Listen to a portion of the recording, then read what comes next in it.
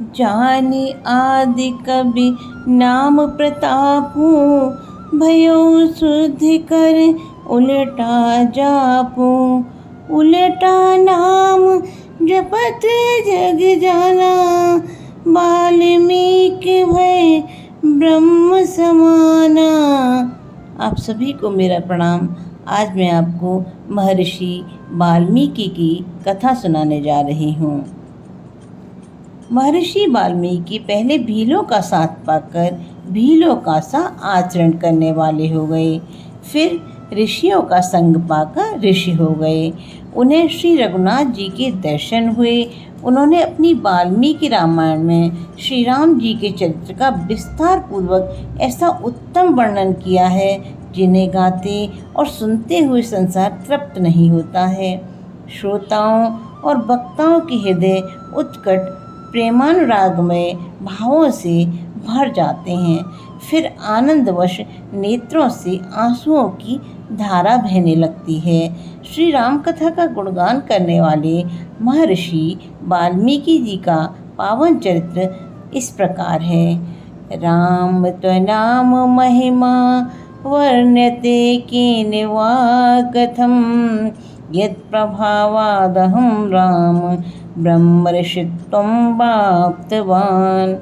भगवान नाम के जप से मनुष्य क्या से क्या हो सकता है, इसके ज्वलंत उदाहरण भगवान वाल्मीकि हैं। इनका जन्म तो अंगिरा गोत्र के ब्राह्मण कुल में हुआ था, किंतु डाकुओं के संसर्ग में आकर ये लूटमार और हत्याएं करने लगे।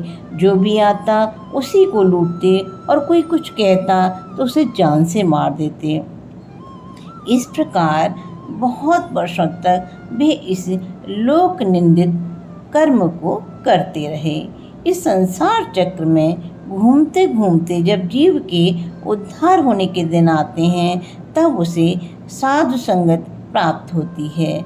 जिसे भगवत कृपा से साधु संगत प्राप्त हो गई और साधु संत उस पर अहेतु की कृपा करने लगे, तब समझना चाहिए कि अब उसके उद्धार का समय आ गया। वाल्मीकि जी के भी उद्धार के दिन आ गए।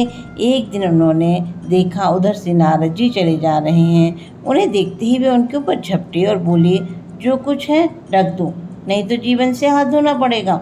नारद जी ने बड़े ही कोमल स्वर में हंसते हुए कहा, हमारे पास और है ही क्या, ये वीणा है और ये वस्त्र है, इसे लेना चाहो तो ले लो, जान से क्यों मारते हो। वाल्मीकि जी ने कहा, वीणा का क्या करते हो, थोड़ा गाकर सुनाओ। नारद जी ने मधुर स्वर में भगवान के त्रैलोक के पावन नामों का कीर्तन किया। कीर्तन सुनकर वाल्मीकि जी का हृदय पसीज गया। कठोर हृदय में दया का संचार हुआ और चित्त में कुछ कोमलता आई। देव ऋषि ने कृपावश उनसे कहा, तुम व्यर्थ में जीव हिंसा करते हो, प्राणियों के वध से ज़्यादा बड़ा कोई पाप नहीं है। यह सुनकर वाल्मीकि जी ने कहा, भगवान मेरा परिवार बड़ा है, उसकी आजीविका का दूसरा कोई साधन ही नहीं है। ये सब मेरे सुख दुख के साथी हैं, उनका भरण पोषण मुझे करना होता है। यदि मैं लूटपाट न करूं तो क्या करूं, और वो खाएंगे क्या। नारद जी ने कहा, तुम जाकर अपने घर वालों से पूछो कि वे खाने के ही साथी हैं या तुम्हारे पाप में भी हिस्सा बटाएंगे।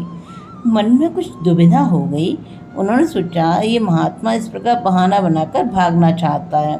उनके मन की बात समझकर सर्वज्ञ ऋषि बोले, तुम विश्वास करो, तुम्हारे लौटने तक हम कहीं नहीं जाएंगे। इतने पर भी तुम्हें संतोष न हो तो तुम हमें इस पेड़ से बांध दो। ये बात उनके मन में बैठ गई। देव ऋषि को एक पेड़ से बांधकर वे घर चले गए और वहां जाकर अपने माता पिता, स्त्री तथा कुटुंबियों से पूछा, तुम हमारे पाप के हिस्सेदार हो या नहीं। सभी ने एक स्वर में कहा, हमें खिलाना पिलाना तुम्हारा कर्तव्य है, हम क्या जाने कि तुम किस प्रकार धन लाते हो, हम तुम्हारे पापों के हिस्सेदार नहीं। जिनके लिए वे इतनी निर्दयता से प्राणियों का वध करते रहे, उनका ऐसा उत्तर सुनकर वाल्मीकि जी के ज्ञान नेत्र खुल गए। जल्दी से जंगल में आकर मुनि का बंधन खोला और रोते रोते उनके चरणों में लिपट गए। महर्षि के चरणों में पड़कर वे खूब जी खोलकर रोए। उस रुदन में गहरा पश्चाताप था। नारद जी ने उन्हें धैर्य बंधाया और कहा, अब तक जो हुआ सो हुआ, अब यदि तुम हृदय से पश्चाताप करते हो तो मेरे पास राम नाम रूप एक ऐसा मंत्र है जिसके निरंतर जप से तुम सभी पापों से छूट जाओगे। इस नाम के जप में एक ऐसी शक्ति है कि वह किसी प्रकार भी जपा जाए पापों का नाश कर देता है। अत्यंत दीनता के साथ वाल्मीकि जी ने कहा, भगवान, पापों के कारण यह नाम तो मेरे होठों से निकलता ही नहीं, अतः मुझे कोई ऐसा उपाय बताइए जिससे मैं सरलता से ले सकूं। तब नारद जी ने बहुत सोच समझ कर राम नाम को उल्टा करके मरा मरा का उपदेश दिया।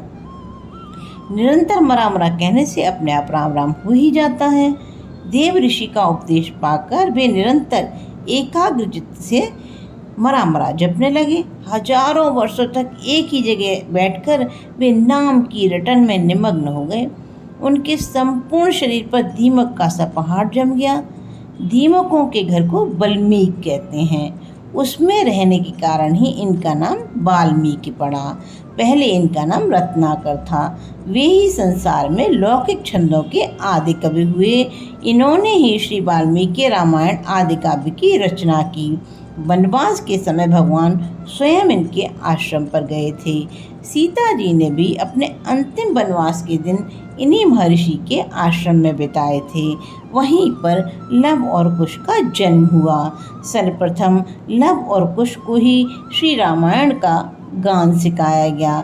इस प्रकार निरंतर राम नाम के जप के प्रभाव से वाल्मीकि जी व्याध की वृत्ति से हटकर ब्रह्म ऋषि हो गए। इसीलिए नाम महिमा में गोस्वामी तुलसीदास जी ने कहा है, जाने आदि कवि नाम प्रतापू, भयउ शुद्ध करे उलटा जापू, उलटा नाम जपत जग जाना, वाल्मीकि भय ब्रह्म समाना।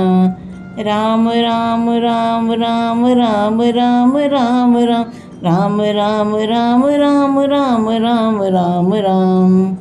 आप सभी का बहुत बहुत धन्यवाद।